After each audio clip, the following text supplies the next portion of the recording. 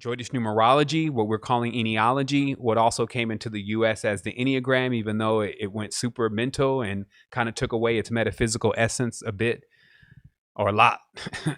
This is a system that our ancestors have been working with for a prolonged period and understanding like a first initial way, a first tool set, if you may, to begin to understand the reality that you're experiencing. It's interesting because even the other day I was actually going through and I found the word also, let's say if this is Joydish numerology, that's JYOTISH. I found another word, Joydisha, which is a SHA at the end. And I found that this word actually was a direct reference to Venus, which I found interesting, or the knowledge of the wisdom of astrology through Venus. So this is actually in the encyclopedia of Hindu traditions.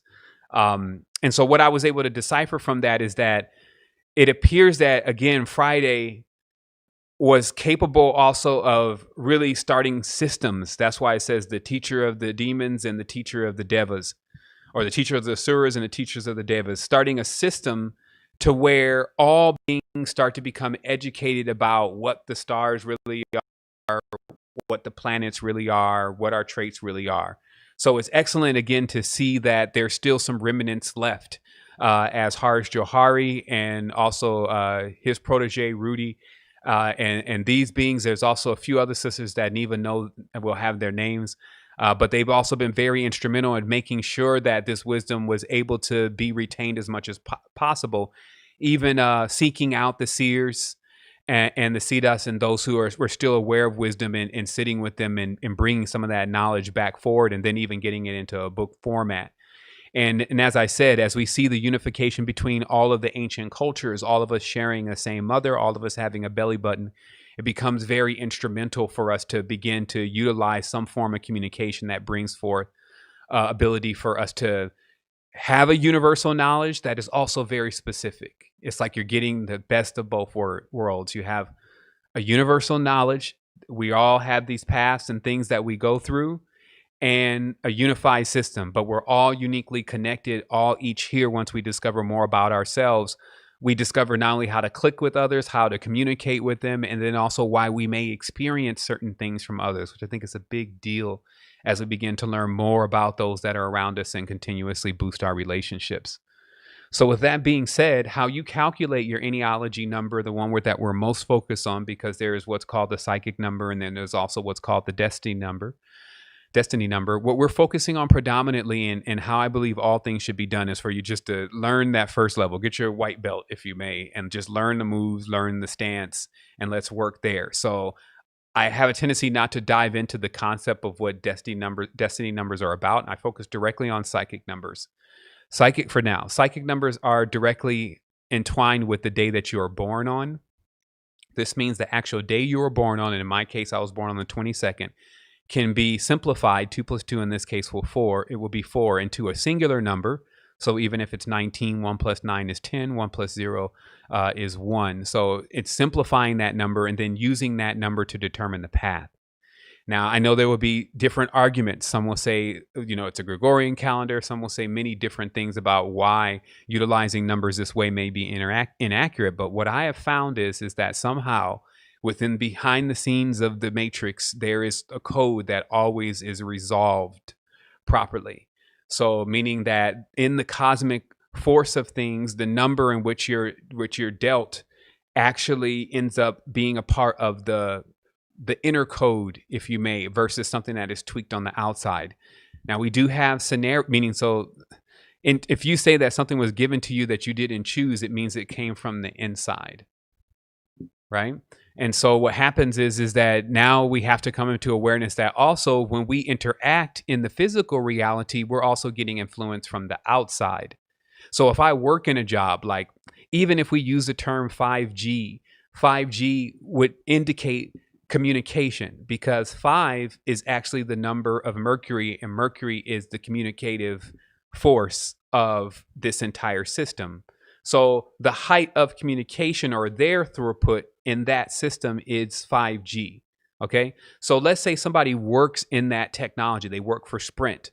they're going to start getting influenced by the number 5 traits: communication, signals, moving fast. And so if you go to, let's say, this person's birthday, you may find that they're actually a number 3, but they're exhibiting all these number 5 traits. And these number 5 traits are coming from the direct job that they maybe have been working at for years and years and years. So the reason why we attempt to first learn our number and then learn ourselves through other numbers is to be able to even see others' lives and to practice a level of discernment, especially as we get closer and closer with them and develop more of a relationship, developing a form of discernment to where we understand all of what the person is also experiencing and what kind of influences have impressed themselves on them. This also shows, like, if you're using something like psychology, when you have to figure out where the trauma is coming from, you find integers to actually indicate how that trauma would display itself.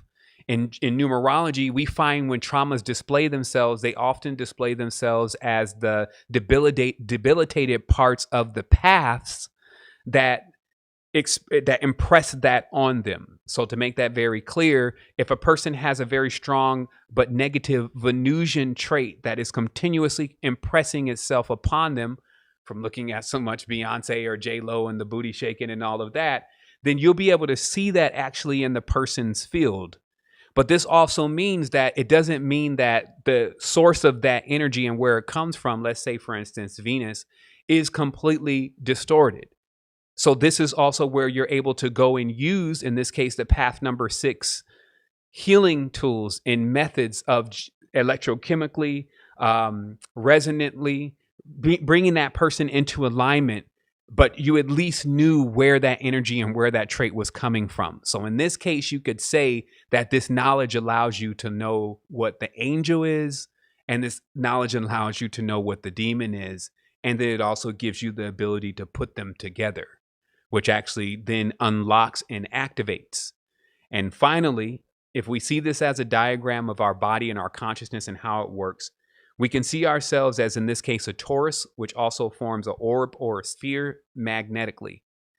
If that becomes broken for any reason or cracked, the fields reverse.